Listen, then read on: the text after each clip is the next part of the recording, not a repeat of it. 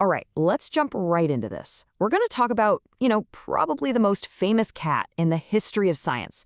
A cat that, thanks to the seriously weird rules of quantum mechanics, is supposedly stuck in a box and is somehow both alive and dead at the exact same time. It's this mind-bending paradox that's had scientists scratching their heads for, almost 100 years now. So the guy who came up with this whole bizarre scenario? A physicist named Erwin Schrödinger. And get this, he knew exactly how absurd it sounded. He even called it a burlesque case, which is basically just fancy 1930s speak for completely ridiculous. And that right there is our first major clue that maybe, just maybe, something else is going on here. Because, here's the big twist. Schrödinger didn't actually think a cat could be some kind of zombie, half alive, half dead. Not at all.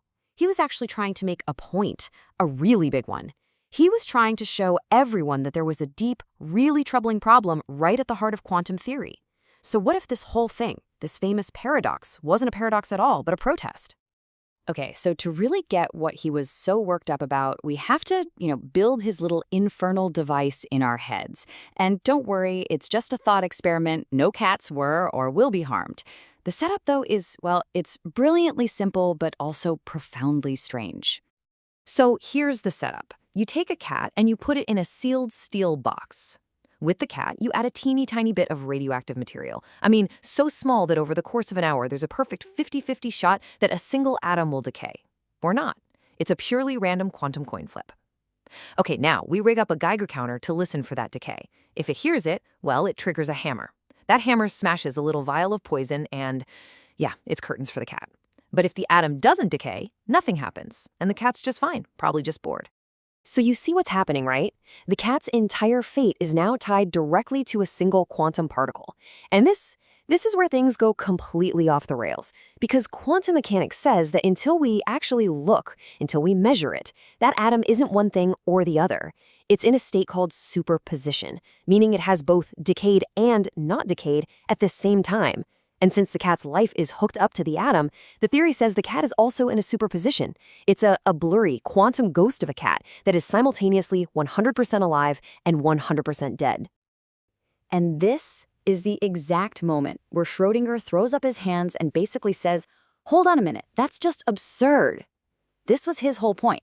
He wasn't suggesting the world really worked this way. No, he was using this ridiculous cat scenario to shine a giant spotlight on what he thought was a massive flaw in how everyone was thinking about quantum mechanics. What he was doing is something called a reductio ad absurdum argument. It's a fancy Latin phrase that just means you take an idea, follow its logic to the very end, and show that it leads to a ridiculous conclusion. He took this weird rule that seems to work for tiny subatomic particles, superposition, and he blew it up to the scale of something we all know and understand, a cat. And by doing that, he showed that the logic leads to something that it completely breaks our sense of reality. I mean, come on, nobody actually thinks a cat can be both alive and dead. And this quote just nails his frustration perfectly.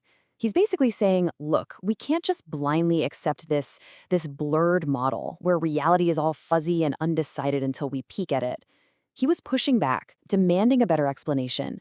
He was asking this absolutely fundamental question: where does all this quantum weirdness stop and the solid, predictable, common-sense world we live in actually begin? What's the dividing line? And this gets us to the absolute heart of the matter. See, Schrödinger's cat isn't just some quirky brain teaser. It's the perfect poster child for what physicists call the measurement problem.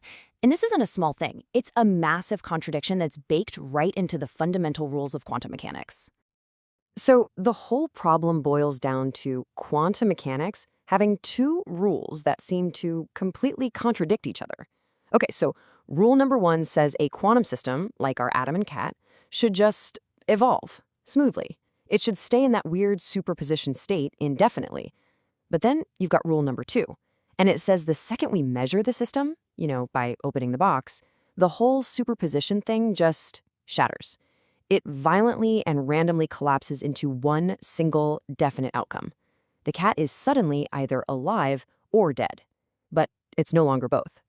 So how can both of these things be true at the same time? It doesn't make any sense. How does the universe decide when to just cruise along smoothly and when to suddenly snap into a single reality? And what even is a measurement anyway?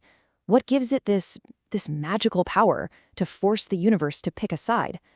That is the measurement problem, and that is the real, deep mystery that Schrödinger's cat puts right in our faces.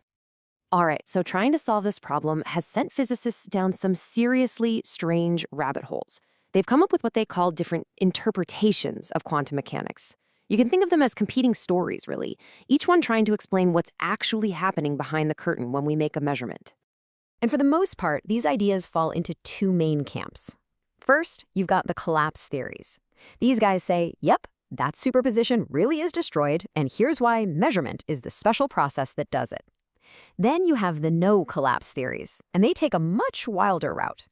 They say the superposition never collapses at all, and that feeling we have of seeing just one outcome, well, that's just an illusion, or maybe just our tiny little piece of a much, much bigger reality.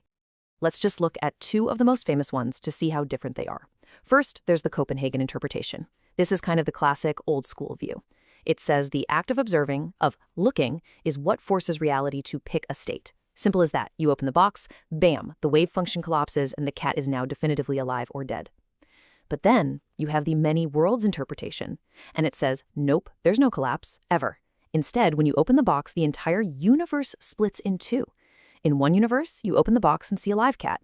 In a completely separate, parallel universe, another you opens the box and finds a dead cat. Both are real, both universes, and both of you are completely real. So, which is it, a collapse or splitting universes? Well, that debate is still very much alive. But a more modern piece of the puzzle has given us a massive clue about why we never see stuff like alive and dead cats walking around. And the answer might be that the cat was never really alone in that box to begin with. This idea is called quantum decoherence. And here's the simple version. All that quantum weirdness, all that superposition stuff, it's incredibly fragile. It's like a delicate soap bubble. It can only exist in perfect total isolation. The very instant a quantum system bumps into its surroundings, the environment, that weirdness just evaporates, and it starts looking and acting like the normal, classical world we know.